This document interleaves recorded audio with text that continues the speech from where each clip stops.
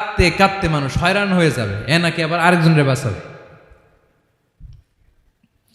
বিশ্বনবী বলেন, বিশ্বনবী একবার ছাগলের রান খাচ্ছিলেন, রান খেতে খেতে বিশ্বনবী বলেন, আনা সাইয়্যিদুন নাসি ইয়াউমাল কিয়ামা, আমি কিয়ামতের দিন সর্বশ্রেষ্ঠ হব, মানুষের মধ্যে সর্বশ্রেষ্ঠ সেরা আমি বিশ্বনবী। আলহামদুলিল্লাহ পড়েন।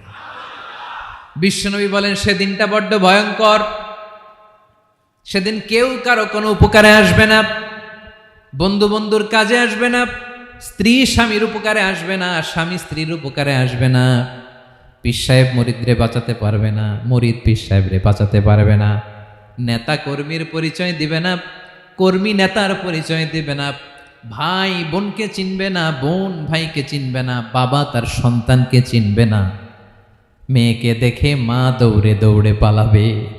বড্ড ভয়ঙ্কর দিন। বিশ্বনবী বলবেন, জমিনটা এখনকার মতো থাকবে না, পুরো জমিনটা সমান হয়ে যাবে, ফ্ল্যাট। এখন তো গোল, তখন ফ্ল্যাট। সবাই এক জমিনের উপরে দাঁড়াবে, সূর্যটা মাথার কাছে চলে আসবে, সূর্যের গরমে মানুষের মাথার মগজ গলে গলে কানের ছিদ্র নাকের ছিদ্র দিয়ে বেয়ে বেয়ে পড়বে। সবাই হয়রান, পেরেশান, ক্লান্ত শ্রান্ত। মানুষগুলো বলবে বাঁচার কোনো উপায় নাই। 50,000 বছর মানুষ এরকম দৌড়াবে, চিৎকার করবে, কাঁদবে, বাঁচার কোনো উপায় নাই। সবাই বলবে, আল্লাহ যদি বিচারটা শুরু করতো, যা হবার হবে, আগে বিচার শুরু করুক। বিচারই শুরু হয় না, বিচার শুরু হইতেই 50,000 বছর। আল্লাহ, 50,000 বছর, 5,000, 15,000 না, 50,000 বছর এরকম যাবে। মানুষগুলো কাঁদতে কাঁদতে বলবে, চলো আমরা আদম আলাইহিস সালামের কাছে যাই, যেন আল্লাহরে যে সুপারিশ করে, আল্লাহ আপনি বিচার শুরু করেন। কিয়ামতের ময়দানে সবাই মিলে সাইয়েদনা আদম আলাইহিস সালামের কাছে যেয়ে বলবে, ইয়া আবাল বাশার, ইয়া আউয়ালাল আম্বিয়া, ও আদম নবী, আপনি দুনিয়ার বুকে প্রথম নবী, আল্লাহ নিজ হাতে আপনারে 60 হাত লম্বা করে বানিয়েছেন, আপনার সম্মানে ফেরেশতাদেরকে সেজদা দিতে বলেছেন, দুনিয়ার প্রথম নবী, প্রথম মানুষ আপনি, আপনি আল্লাহরে যে সুপারিশ করেন যেন আল্লাহ বিচার শুরু করে। আদম আলাইহিস সালাম বলবেন, আমি পারবো না, কারণ আল্লাহ আমাকে একটা নিষিদ্ধ গাছের কাছে যেতে নিষেধ করেছিল, আমি ভুল করে এই গাছের ফল খেয়েছি। নাফসি নাফসি, আজকে আমার কি হবে আমি জানি না, আমি বড় লজ্জিত।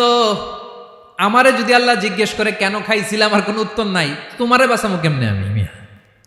নবীরা থার থার করে কাঁপবে সেদিন। আদম আলাইহিস সালাম বলবেন, আমি পারবো না, মাফ করো আমাকে, আমি পারবো না, ওই যে ভুল করে গন্ধম খেয়ে ফেলেছি, নিষিদ্ধ গাছের ফল খেয়ে ফেলেছে, আমি বড় লজ্জিত, অনুতপ্ত, আমি পারবো না। আজকে আল্লাহ এত রাগান্বিত হয়েছে, আগে কখনো আল্লাহ এত রাগান্বিত হয় নাই, ভবিষ্যতেও আল্লাহ কখনো এত রাগান্বিত হবে না, আমি পারবো না। এক কাজ করো, তোমরা নূহ আলাইহিস সালামের কাছে যাও। কোন নবী? লোকেরা এবার পাগলের মতো দৌড়াতে দৌড়াতে আল্লাহর নবী নূহ আলাইহিস সালামের কাছে যেয়ে বলবে, ইয়া নবী আল্লাহ নূহ, আনতা আউয়ালুর রুসুলি ফিল আরদ, আপনি জমিনে প্রথম রাসূল। আদম আলাইহিস সালাম নবী ছিলেন, রাসূল ছিলেন না, এই দুনিয়ার বুকে প্রথম রাসূল ছিলেন আল্লাহর নবী নূহ আলাইহিস সালাম। সবাই বলবে, ও নবী আল্লাহ নূহ, রাসূল আল্লাহ নূহ, আল্লাহ আপনাকে আবদান শাকুরা, শুকরগুজার বান্দা বলে কোরআনে বলেছে। কোরআনে নূহ আলাইহিস সালামের নামেও সূরা আছে না নাই? আপনি আল্লাহর প্রিয় বান্দা, প্রিয় রাসূল। দেখেন আমাদের কি দশা, ঘামতে ঘামতে শেষ, জমিনটা তামার জমিন, সূর্যটা মাথার কাছে, কি করবো আর পারি না, ঘামতে ঘামতে আর কত ঘামবো, কত দাঁড়িয়ে থাকবো। আল্লাহরে যে বলেন বিচার যেন শুরু করে। নূহ আলাইহিস সালাম বলবেন, আমিও পারবো না, আমিও পারবো না, আমি আমার ছেলের জন্য এক কথা বলে ভুল করে ফেলছি। যখন মহাপ্লাবন হবে আমি বললাম, আল্লাহ আমার কলিজার টুকরা সন্তান রে বাঁচান। আল্লাহ বললেন, ও নূহ, সে তোমার সন্তান না, কারণ সে ঈমান আনে নাই, সে পাহাড়ের উপর দাঁড়িয়েছে, দেখি কেমনে সে বাঁচে। ওই যে আমি একটা না বুঝে আবদার করেছি, আল্লাহ আমার উপর রেগে গিয়েছিলেন। আজকে আল্লাহ ওই ব্যাপারে যদি আমারে প্রশ্ন করে, আমার কোনো জবাব নাই, আমি পারবো না, মাফ করো। তোমরা সবাই মিলে আল্লাহর খালিল ইব্রাহিম আলাইহিস সালামের কাছে যাও। লোকগুলো পাগলের মতো খুঁজতে আরম্ভ করবে, অযুত লক্ষ নিযুত কোটি মানুষের ভিড়ে আল্লাহর খালিল ইব্রাহিমকে যেয়ে বলবে, ইয়া খালিলুল্লাহ, ও আল্লাহর খালিল, আল্লাহ আপনাকে বড্ড ভালোবেসেছেন, আপনি কাবা বানিয়েছেন, আল্লাহ আপনাকে বড্ড পছন্দ করেন, দেখেন আমাদের কি অবস্থা। আপনি যে আল্লাহর কাছে সুপারিশ করেন যেন আল্লাহ আজকে বিচার শুরু করে। আল্লাহর নবী ইব্রাহিম বলবেন আমিও পারবো না, আমি আমার জীবদ্দশায় 3টা মিথ্যা বলেছি। কয়টা? আসলে মিথ্যা না, একটু টুইস্ট করে কৌশল করে কথা বলেছিলেন, ওইটাকে হাদিসে মিথ্যা বলা হয়েছে। আমি জীবনে 3টা মিথ্যা বলেছি, জীবন বাঁচানোর তাগিদে কৌশল করে 3টা কথা বলেছি। আজকের এই কঠিন ময়দানে আল্লাহ যদি ওই 3টা কথার ব্যাপারে জিজ্ঞেস করে, লজ্জায় আমি মাথা দেখাতে পারবো না, আমিও পারবো না, আমিও পারবো না। আজকে আল্লাহ এত রেগে আছে, আগে কখনো এত রাগে নাই, পরেও রাখবে না। তোমরা সবাই মিলে বনি ইসরাইলের নবী মুসা আলাইহিস সালামের কাছে যাও। সবাই এবার যাবে মুসা আলাইহিস সালামের কাছে, যেয়ে বলবে ইয়া নবী আল্লাহ মুসা, আপনি ছিলেন কালিমুল্লাহ, আল্লাহর সাথে সরাসরি কথা বলতেন। রব্বুল আলামিন আপনাকে তাওরাত কিতাব দিয়েছেন, আপনি যে একটু সুপারিশ করেন। আল্লাহর নবী মুসা বলবেন মাফ করো, আমিও পারবো না, আমি দুনিয়ার বুকে ভুল করে একটা মানুষকে মেরে ফেলেছি। আমি মারছিলাম আদব শিক্ষা দেওয়ার জন্য এক থাপ্পড়, এই থাপ্পড়ে যে ওই লোক মরেই যাবে আমি জানতাম না। আজকে আল্লাহ যদি জিজ্ঞেস করে কেন মারলা, জবাব আছে? ওই লজ্জায় আমি অনুতপ্ত, আমি পারবো না, আমার এই কথা বলো না। আজকে আল্লাহ বড্ড রেগে আছে, আমি পারবো না, তোমরা আল্লাহর নবী ঈসা আলাইহিস সালামের কাছে যাও।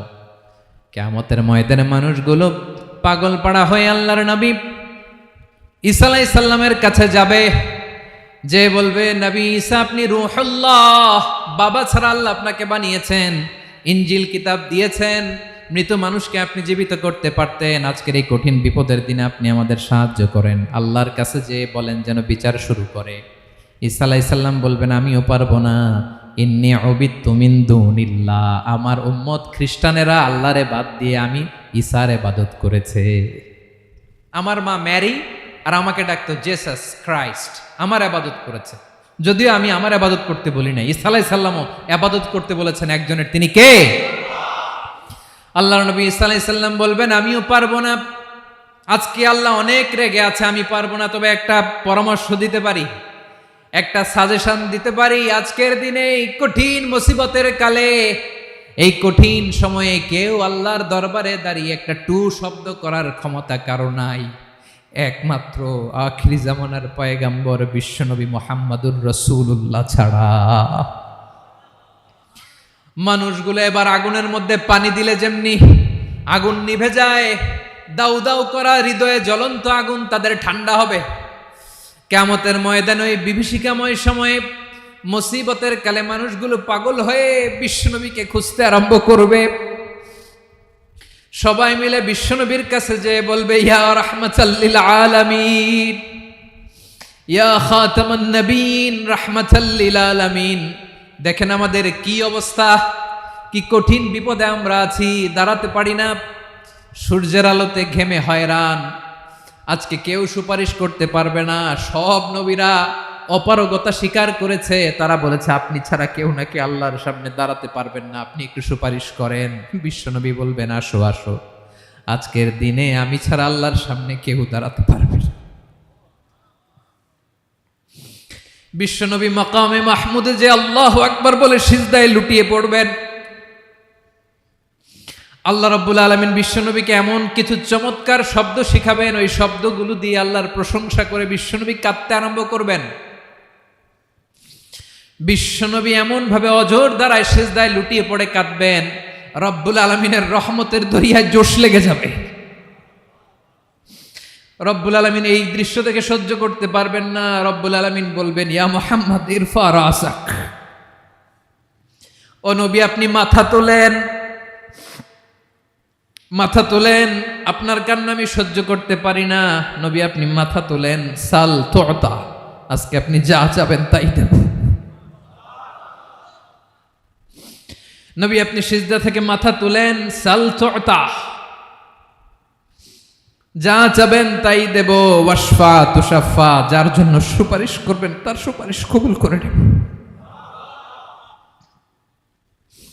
বিশ্বনবী এবার মাথা তুলবেন। যে বিভীষিকাময় সময়ে প্রত্যেক নবী বলেছেন আমি পারবো না, প্রত্যেক নবী বলেছেন নফসি নফসি, আমার কি হবে আমি জানি না, আল্লাহ আমারে বাঁচাও। প্রতিটি নবী বলবেন নফসি নফসি, আল্লাহ তুমি আমারে বাঁচাও, আমারে বাঁচাও। বিশ্বনবী মাথা তুলবেন, তুলে বলবেন রব্বি হাবলি উম্মতি, আল্লাহ তুমি আমার গুনাহগার উম্মতকে বাঁচাও।